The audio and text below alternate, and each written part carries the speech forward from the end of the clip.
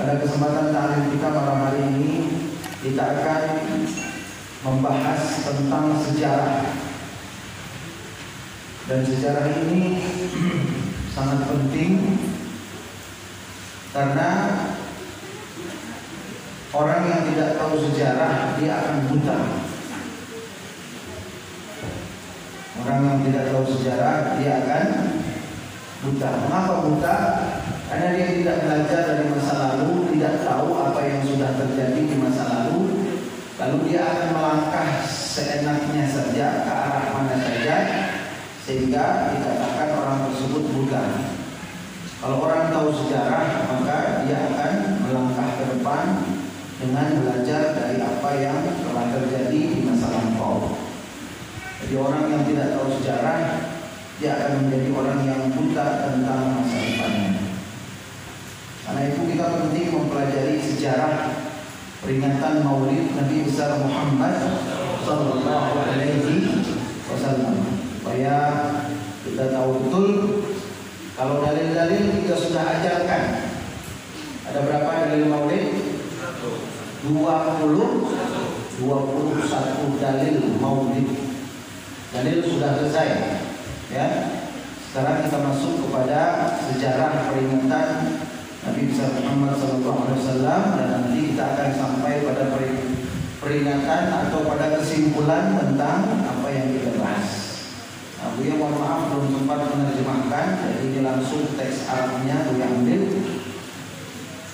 Jadi di sini adalah diawali dengan pertanyaan siapa yang pertama menyelenggarakan Maulid Nabi besar Muhammad SAW secara rutin. Jadi siapa yang pertama menyelenggarakan Maulid secara rutin? Di sini dijawab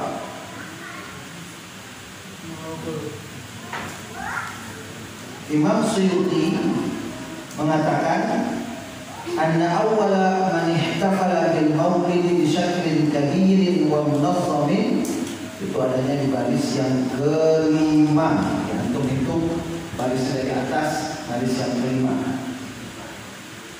Yadhkur Imam Suyuti anna awwala man ihtafala bil maulid bi syaklin kabirin wa munazzamin wa hakim Arbil fi shimal al-Iraq haliyan Al-Malik Al-Muzaffar Abu Sa'id Kaukaburi bin Zainuddin Ali bin Baktakin. Jadi Imam Suyuti mengatakan bahwa yang pertama kali menyelenggarakan Maulid Nabi besar Muhammad SAW dengan besar-besaran. Nanti Anda bisa lihat seberapa besar ya. Ada data yang akurat seberapa besar Maulid yang dilaksanakan itu. Ada di sini sebut pertama kali yang melaksanakan Maulid secara besar-besaran dan rutin. Imam Suyuti menyebut adalah penguasa Arbil. Arbil ini nama daerah di Irak Utara, ya, di Irak, tapi bagian utara. Jadi pertama kali Maulid dilaksanakan besar-besaran dan teratur itu di Irak. Siapa nama rajanya? Rajanya namanya Raja Muzaffar Abu Sa'id Kaukaburi bin Zainuddin Ali bin Baktakin. Namanya mantap sekali. Antum kasih nama Baktakin. Jadi kalau mau gampang nyebutnya Raja Muzaffar Kaukaburi. Muzaffar Kaukaburi. Nah ini antum pecinta Maulid harus tahu ini sejarahnya, ya. Sehingga nanti kalau ada yang bilang Maulid itu apa itu sejarahnya, tidak bisa. Nah itu kita tahu sejarahnya. Jadi dalilnya tahu, sejarahnya juga tahu. Dan nanti ada kasih gambaran detail, ya, detail nanti. Ini insya Allah akan menjadi wawasan yang sangat bermanfaat buat kita. Insya. Nah jadi siapa yang pertama kali melaksanakan Maulid secara besar-besaran dan rutin? Raja di mana? Irak. Namanya siapa? Muzaffar Kaukaburi. Ya. Muzaffar Kaukaburi. Lalu berikutnya, siapa itu Muzaffar Kaukaburi? Orangnya bagaimana? Apakah dia itu raja yang zalim? Apakah dia itu raja yang suka bermewah-mewahan? Apakah dia itu raja yang sesat? Apakah dia itu raja ahli maksiat? Coba kita lihat penjelasan para ulama Ahlus Sunnah wal Jamaah. Yang pertama, kita ambil Al-Imam Suyuti dan Ibnu Katsir. Ini menilai siapa sih Malik Muzaffar Kaukaburi ini? Kok dia bikin maulid begitu hebat, begitu dahsyat dan rutin begitu. Antum nanti bakal ngomong kalau ada yang sebutkan ini data, fakta sejarah bagaimana meriahnya pelaksanaan maulid di zaman Malik Muzaffar Kaukaburi ini. Sekarang kita lihat dulu orangnya, kan begitu. Kalau orang yang bikin maulid nggak benar, ya gimana kita mengikuti? Ya, coba lihat kita, dan penilaiannya harus objektif, begitu, harus objektif. Dan yang menilai Imam Suyuti, ahli hadis, beliau hafal jutaan hadis. Imam Ibnu Katsir, yang tafsirnya dan kitab sejarahnya Al-Bidayah wan Nihayah itu paling bersih dari riwayat Israiliyah. Artinya beliau adalah ahli hadis yang paling selektif.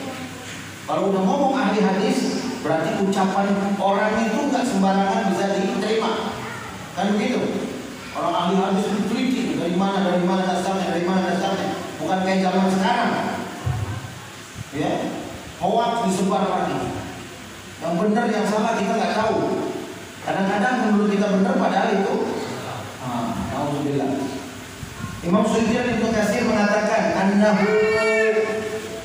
ahadul mulukil amjad wal kubara'il ajwad wa kana lahu atharun hasanah wa huwa alladhi ammara al-jami' al-muzaffari bi safah qasyun.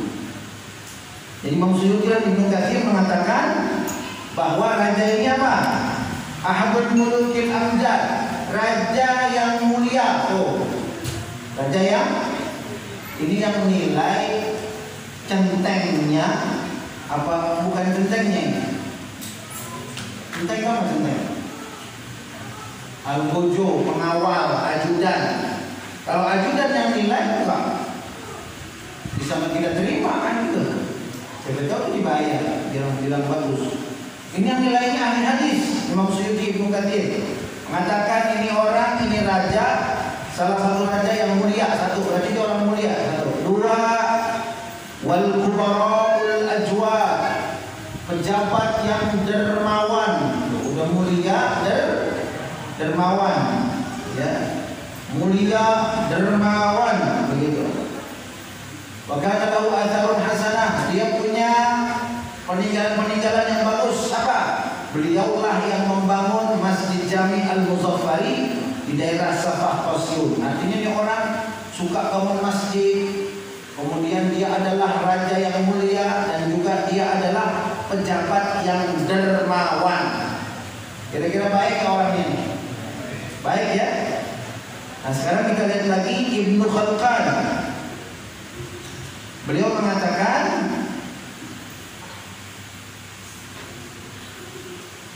ada seseorang yang masuk ke Irak dan orang ini adalah seorang ulama, kemudian berjumpa dengan fawajada Malikah al-Mu'azzam Muzaffar ad-Din bin Zainuddin, dan beliau menemukan sosok figur raja yang muazzam. Muazzam itu yang patut dihormati. Jadi dia mulia, dermawan dan terhormat. Karena ada juga raja yang nggak pantas dihormati, betul nggak? Ya, dia jadi raja tapi semena-mena, dia jadi raja tapi zalim, dia jadi raja tapi ahli maksiat. Yang halal diserang, yang haram dilindungi, yang hak dibikin batil, yang batil dibikin hak. Nah, itu bukan raja yang pantas dihormati. Nah ini kata ulama, Malik Muzaffar ini raja yang patut dihormati. Nah gitu. Kemudian dari Ibnu Khalqan, yang ketiga, yang keempat, Yang keempat Imam Hafiz Al-Dhahabi, ya, Imam Hafiz Al-Dhahabi, beliau mengatakan ini raja mutawadhi'an, orang yang tawadhu, betul, raja orang yang tawadhu. Khairan, akhlaknya baik, orangnya baik. Sunniyan, dan dia adalah ahlus sunnah wal jamaah. Ini yang penting. Ini untuk menjawab tuduhan bahwa maulid itu adalah hasil kreasi orang-orang Syiah. Jadi orang ahlus sunnah yang bikin maulid itu ngikutin Syiah. Nah ini Imam Dhahabi. Imam Dhahabi siapa? Imam Dhahabi ini ahli hadis juga, nggak sembarangan kalau ngomong.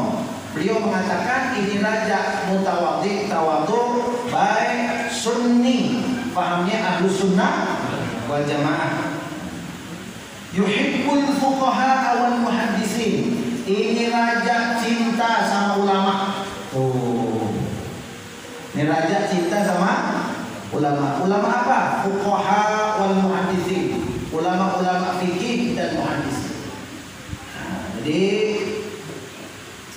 ditambahkan lagi oleh Ibnu Katsir, ini orang kana syahman sujaan, berani, tegas, batalan, pahlawan, aqilan, cerdas, aliman, berilmu, adilan, adil. Kira-kira kalau ada orang dikasih sifat begini sama ulama, ini orang baik apa jahat? Orang baik apa jahat? Baik. Nah berarti yang mengadakan dan merayakan maulid ini orang baik, raja orang baik. Nah sekarang kita lihat coba, kayak apa sih dia memperingatinya itu? Ya? Seperti apa memperingatinya itu? Nah di sini disebutkan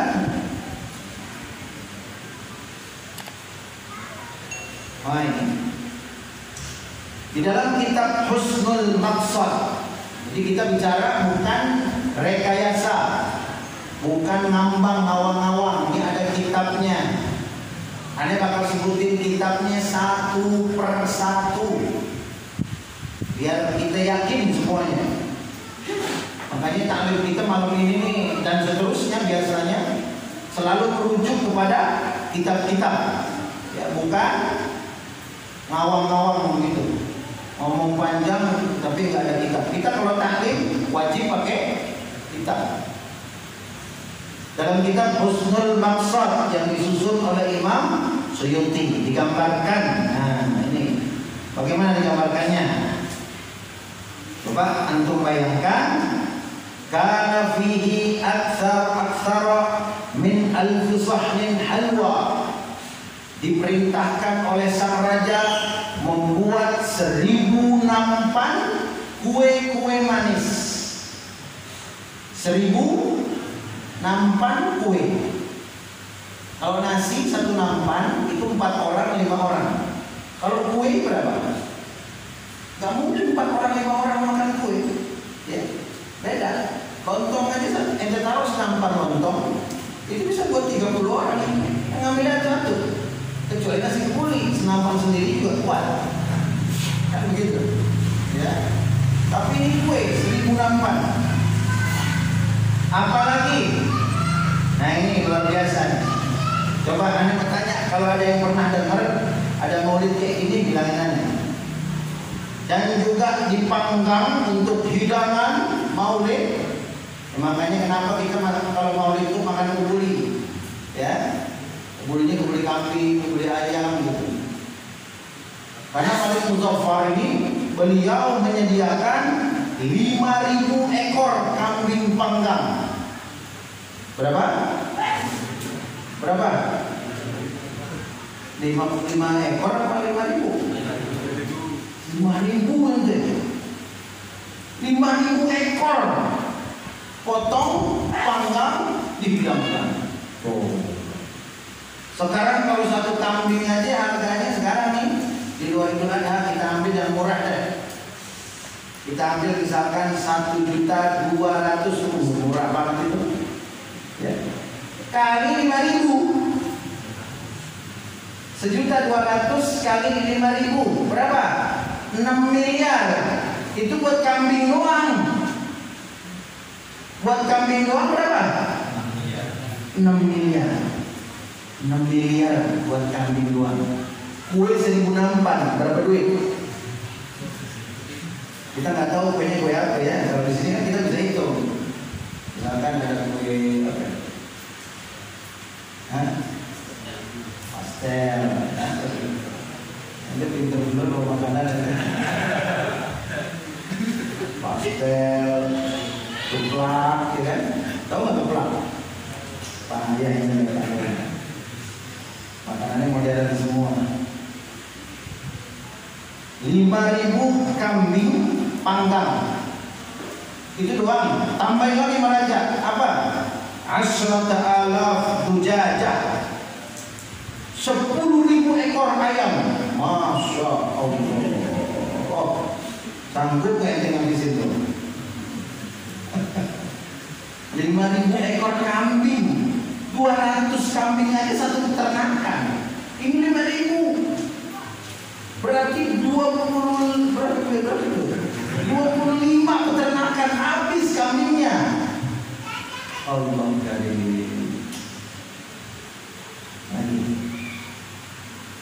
Itu hidangannya ya. Luar biasa kan? Luar biasa. Makanya kita kebuli ayam, kebuli kambing, belum ada apa-apa di Bali. Raja Muzaffar belum ada apa-apa. 5.000 kambing. Kita makan paling kambing paling top 100 ya. 100 ekor kambing gitu kan. Itu di Cipayung di rumah ya. Kalau sekali motong 150, 200 kambing bikin nasi kebuli. Kalau 5.000 lagi. Masya Allah. Ayamnya 10.000. Kalau satu ayam aja 50.000 ayam dapat ayam 50.000. Dapat ya. Yang jualan ayam mana nggak ada? Yang jualan ayam berapa?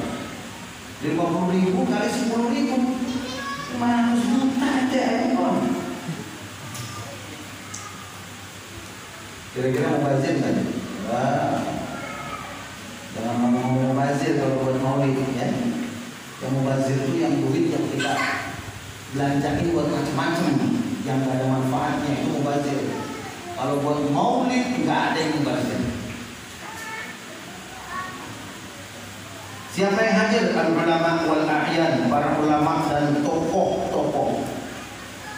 Kemudian berapa biayanya? Biayanya 300.000 dinar. 300.000 dinar. Antum percaya nggak? Biayanya 300.000 dinar. Itu jangan lupa, itu baru makanan, belum minumannya, belum buah-buahannya. Kan disebutin anggurnya berapa kilo, pisangnya berapa kilo, manggisnya berapa kilo, dondongnya berapa kilo, kan begitu. Rambutannya berapa batang, nggak disebutin nih. Nah, jadi total yang dikeluarkan oleh sang raja dalam melaksanakan Maulid Nabi secara rutin setiap tahun 300.000 dinar. Yang punya kertas sekarang hitung 300.000 kali 3 juta berapa hasilnya?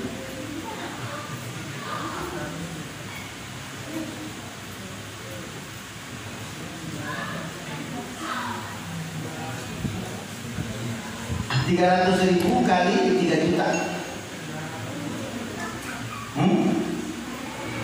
300.000 kali 3 juta berapa hasilnya?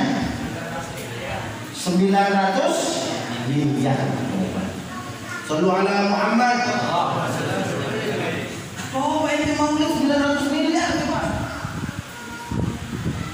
Wah, Buya 900 miliar buat maulid, mendingan dibagi-bagi nama rakyatnya. Itu jangan sembarang ngomong. 900 miliar itu buat maulid. Buat rakyatnya lain lagi. Kalau di total itu bisa 2 triliun buat maulid. 900 miliarnya buat makanan, buat acara yang luar biasa, tergantung mintanya ya. Semua kota ngadain acara itu menyambut kelahiran Nabi besar Muhammad, dibagi-bagikan sedekah, dibagi-bagikan infak ya. Dibagi-bagikan hadiah oleh raja itu ke seluruh orang-orang yang membutuhkan di wilayahnya. Wah, kita kalau punya mimpi kayak gitu, masya Allah ya. Ya, alhamdulillah kan dapat bansos ya. Alhamdulillah. Doain biar pemimpin-pemimpin kita dapat hidayah. Amin. Ya Rabbal Alamin. Sampai sini udah jelas belum? Jelas ya. Bahkan Napoleon Bonaparte, tahu nggak Napoleon Bonaparte? Siapa? Pernah dengar nggak Napoleon Bonaparte? Orang yang menaklukkan Mesir, dijajah Mesir sama Napoleon Bonaparte. Orang mana dia? Orang Prancis. Coba lihat bagaimana cara dia. Ini panglima perang Prancis. Napoleon. Kalau orang Prancis bilangnya bukan Napoleon. Kalau N di belakang, O N di belakang jadi Ang. Jadi Napoleon Bonaparte. Nah, Napoleon Bonaparte ini berhasil menjajah, menundukkan Mesir. Bagaimana caranya? Ini lihat. Ini juga datanya kita ambil dari seorang ahli sejarah Mesir yang namanya Al-Jabaruti. Kita lihat di sini. Anna qaid al-hamlah Napoleon Bonaparte sa'a lit-taqarrub al-Misriyin بشتى الطرق وهذا ليس فقط عن طريق إشاعته شائعا بأنه أعلن إسلامه قبل أن يدخل البلاد بل وأيضا إعطاؤه الأموال الشيوخ لإقامة احتفال كبير جدا بالمولد تم توزيع فيه الهدايا والطعام وحضره نابليون بذات نفسه لكي يؤكد علاقته قوية بالمصريين. Artinya apa? Pimpinan pasukan Prancis yang ingin menundukkan Mesir yang namanya Napoleon Bonaparte melakukan berbagai cara untuk mengambil hati rakyat Mesir. Tuh, teknik penjajah itu untuk mengambil hati rakyat Mesir. Sebelum diperangi, diambil hatinya dulu. Bagaimana? Satu, disebar isu bahwa saya masuk Islam. Ya, padahal dia kafir, tapi karena pengen mendudukin saya masuk Islam, akan berarti diterima tuh kan. Kemudian yang kedua, dikasih uang sama ulama-ulama di Mesir. Ngapain? Bikin maulid. Jadi ulama-ulama mau bikin maulid didanain sama dia. Bahkan Napoleon Bonaparte hadir di acara maulid itu untuk meraih hati masyarakat dan rakyat di mana? Di Mesir. Di situ Napoleon ngasih hadiah, masih makanan dan lain sebagainya. Tandanya apa? Bukan Napoleon yang fokus kita. Tandanya dari cerita ini membuktikan bahwa rakyat Mesir begitu cinta dan bergembira menyambut kelahiran Nabi besar Muhammad Sallallahu Alaihi Wasallam. Rakyat Mesir tidak pernah meninggalkan untuk memperingati Maulid Nabi besar Muhammad Sallallahu Alaihi Wasallam. Nah, ini dilihat oleh calon penjajah Napoleon Bonaparte. Akhirnya melalui Maulid dia masuk supaya rakyat dekat dapat hatinya. Setelah dapat hatinya, dia tundukkan rakyat Mesir. Akhirnya Mesir dijajah, kan begitu. Makanya mumi Fir'aun kan selamat sama Allah. Ya. Kata Allah, "Munajjika bi badanika litakuna liman khalfaka ayah."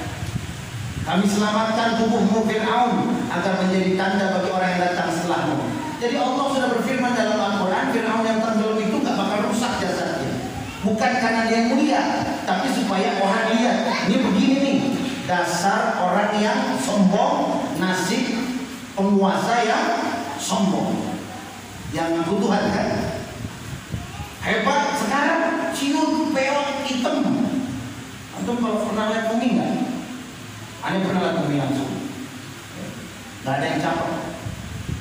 Mumi itu nggak ada yang cakep. Dan Fir'aun itu hitam berpeot. Abad 6 Hijriah. Abad berapa? 6 Hijriah. Berarti selang hanya sekitar 5 abad dengan Rasulullah. Udah lama benar. Sekarang tahun berapa sekarang? 1400. Nah, beliau 500 Hijriah. 900 tahun yang lalu. Apa yang beliau lihat? Coba dengerin. La zala ahlul haramain syarifain wal misra wal yamani wal syami wa sa'ir biladil arab min al masyriq wal maghrib yahtafiluna bi majlisi maulidin nabi sallallahu alaihi wa alihi wa sallam wa yafrahuna bi qudumi hilal syahr rabi'il awal wa yahtamuna ihtimaman balighan ala as-sima' wal qira'ati li maulidin nabi sallallahu alaihi wa alihi wa sallam wa yanaluna bidzalika ajran jazila wa fawzan 'azima. Apa artinya? Penduduk dua kota suci. Dua kota suci mana aja? Makkah dan Madinah. Nih para pecinta maulid, antum jangan cuma cinta maulid, harus tahu dalilnya, harus tahu sejarahnya, sehingga antum bisa betul-betul kuat memegang prinsip. Kan begitu. Cinta kepada nabinya didasari ilmu. Kata Imam Ibn Al-Jauzi, penduduk Makkah dan Madinah, Mesir, Yaman, Syam, dan seluruh negeri-negeri Arab dari ujung timur sampai ujung barat, mereka selalu memperingati dan merayakan Maulid Nabi besar Muhammad sallallahu alaihi wasallam. Ini jelasnya nih. Berarti di Mekah pada abad ke-6 ada maulid nggak? Ada maulid nggak? Di Madinah pada abad ke-6 ada maulid nggak? Ada maulid. Makanya kalau nanti antum ngapain bikin maulid itu di Mekah juga? Nanti nggak tahu. Nanti nggak pernah pergi ke Mekah sih.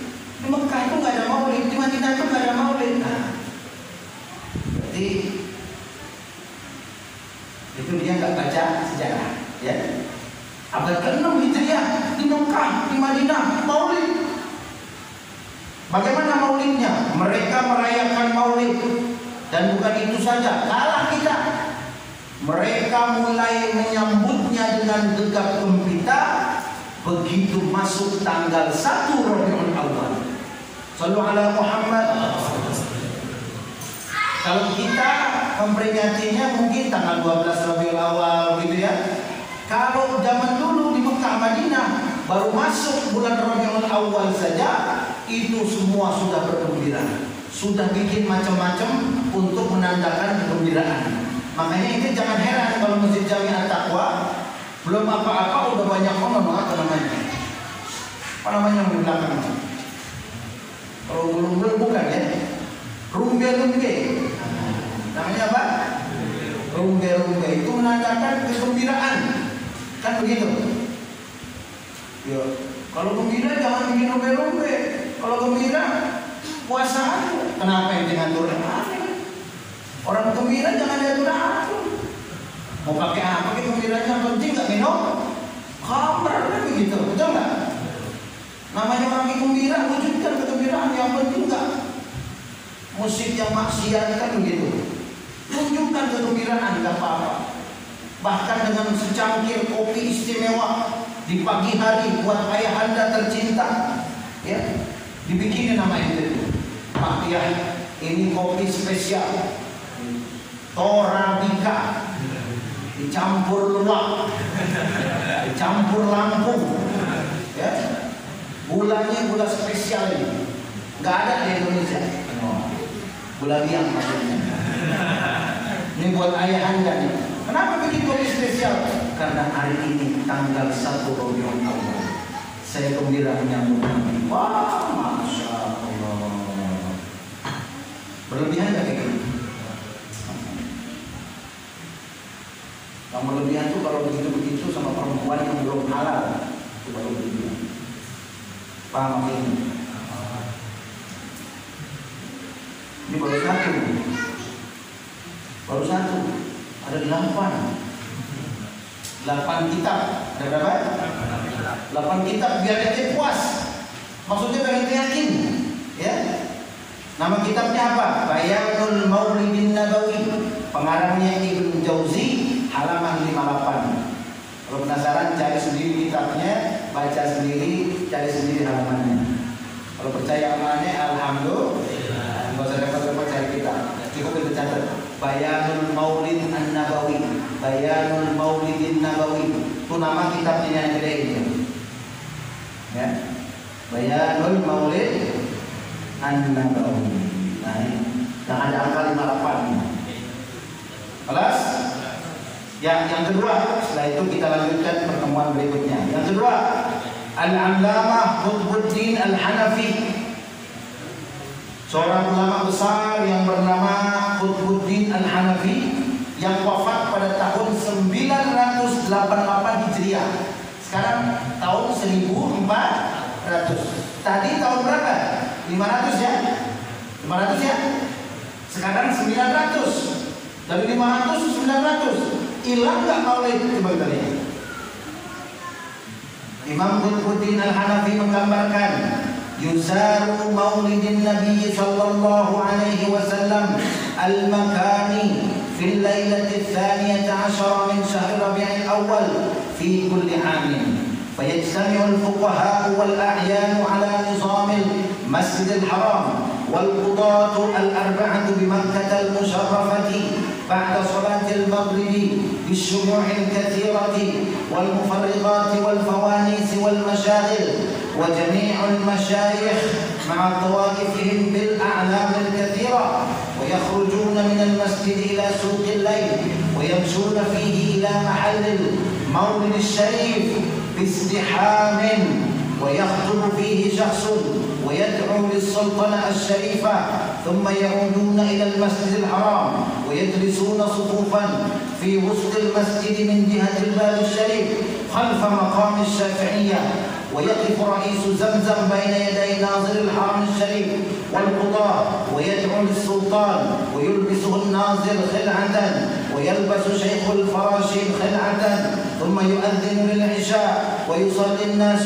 على عادتهم ثم يمشي الفقهاء مع ناظر الحرم إلى الباب الذي يخرج منه من المسجد ثم يتفرقون وهذه من أعظم مواكب مناظر الحرم الشريف بمكة المشرفة ويأتي الناس من البدو والحضر وأهل جدة وسكان الأودية في تلك الليلة ويفرحون بها. Kitabnya apa kitabnya? Nama kitabnya Al-I'lam bi-i'lami Baitillahil Haram fi tarikh Makkah al-Musharrafah. Kalau mau pendek, Al-I'lam bi-i'lam Baitillahil Haram. Cukup. Ya. Nama kitabnya Al-I'lam. Nah, yang panjang yang dibaca itu artinya apa? Ini fakta sejarah. Jadi kalau sekarang disebutnya laporan pandangan mata, begitu. Laporan pandangan mata. Kira-kira kalau laporan pandangan mata betul nggak? Betul nggak kira-kira? Betul ya? Dia datang sendiri. Beliau datang ke Mekah. Beliau saksikan apa yang dialami oleh beliau di Mekah. Bagaimana suasana di Mekah dalam bulan Rabiul Awal. Coba kita lihat. Di Madinah ramai. Di Mekah bagaimana? Yuzaru, tempat lahir Nabi. Kalau antum, ada doain antum bisa umrah ya, amin. Bisa haji, gitu. Amin ya rabbal alamin. Di tempat berkah. Mudah-mudahan doa kita diijabah oleh Allah. Kasih kemudahan, amin ya rabbal. Di Mekah itu, di bawah Jabal Abu Qubais ada perpustakaan sekarang, dibikin perpustakaan. Padahal itu adalah tempat lahirnya Nabi besar Muhammad SAW. Dan Buya pernah baca beberapa kitab bahwa di dalam perpustakaan itu tempat lahirnya Nabi itu ada sebuah kotak yang terbuat dari perak. Kemudian di tengah perak itu ada sebuah batu yang mahal yang berwarna hijau. Nah, ini menandakan persis tempat lahirnya Nabi besar Muhammad SAW. Tapi sekarang ini dibilangnya perpustakaan. Dan kalau ada orang datang ke situ ziarah diusir. Karena dibilangnya ini bukan tempat apa-apa, ini perpustakaan. Perpustakaan.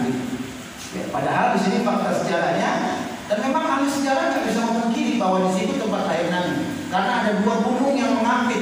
Dalam sejarah disebut tempat lahir Nabi itu adalah antara Jabal Abi Qubais dan Gunung Qaiqaan. Jadi antara dua gunung itu. Bangunan yang ada di situ cuma itu. Tempat yang bersejarah cuma itu. Nah, pada malam 12 Rabiul Awal apa yang dilakukan? Pada malam 12 Rabiul Awal tempat lahir Nabi itu disiarahi orang.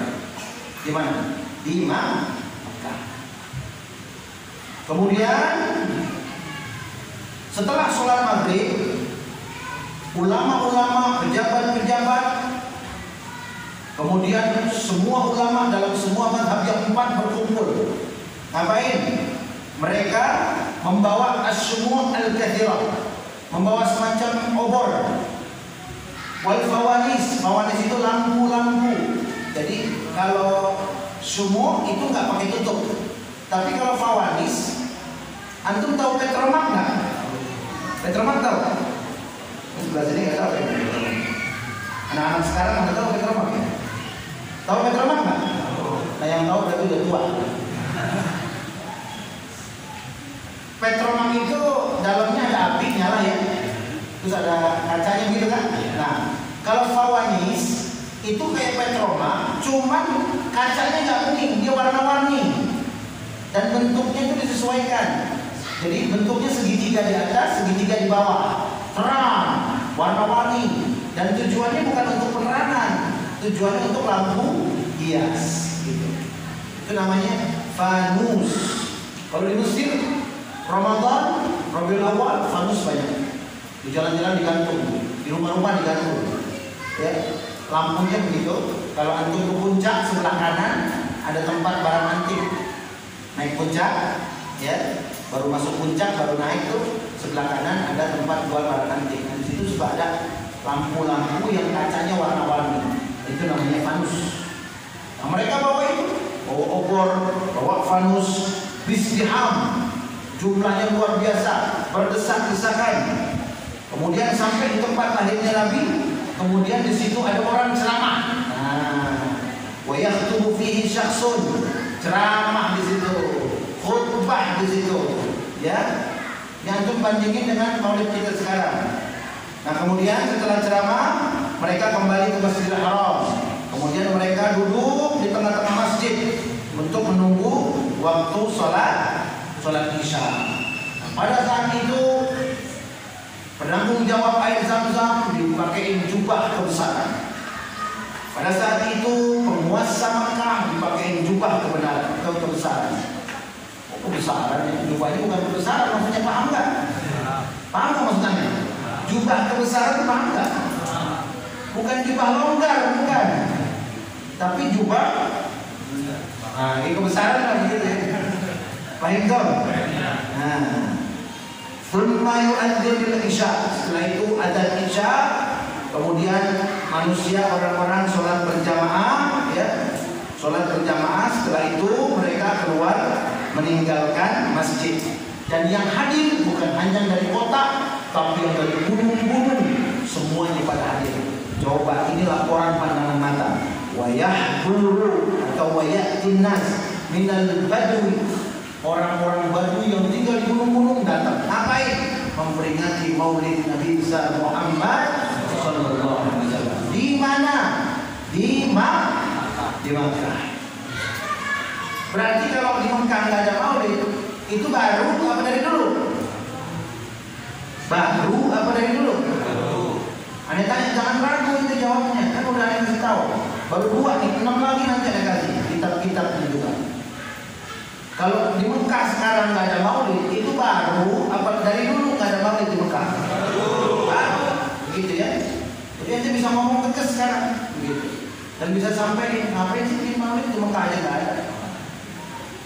Nanti nggak berubah, insya Allah. Kenapa penting ini hadirin sekalian? Nah, kita cukupkan sampai yang 2 ini ya. Nanti insya Allah kita akan tambah pada pertemuan berikutnya 6 lagi. Bagaimana gegap gempitanya, berbahagianya masyarakat Makkah dan Madinah memperingati Maulid Nabi besar Muhammad SAW.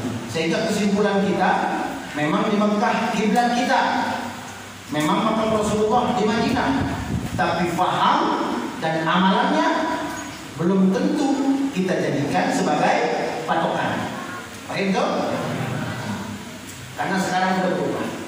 Dan berubahnya itu kapan? Berubahnya itu semenjak 1925. 1900. Ada nggak 100 tahun sekarang? Ada nggak? Belum kan? Sekarang 2020 baru berapa tahun? 95 tahun ya?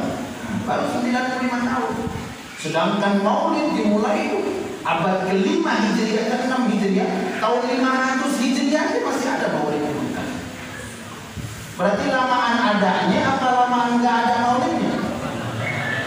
Ratusan tahun. Dari 500 Hijriah ke 900 Hijriah, 4 abad masih ada Maulid. Nah, nanti antum bakal lihat lagi. Itu jadi itulah pentingnya kita ini menanamkan hal-hal seperti ini supaya di zaman sekarang kita nggak kurang cinta kita kepada Nabi besar Muhammad. Mudah-mudahan ada manfaatnya dan mudah-mudahan antum semua istiqomah untuk selalu mengikuti majelis-majelis ilmu yang mengajarkan ajaran-ajaran yang sesuai dengan salafun saleh berdasarkan Alkitab was sunnah, berdasarkan Al-Quran dan as-sunnah.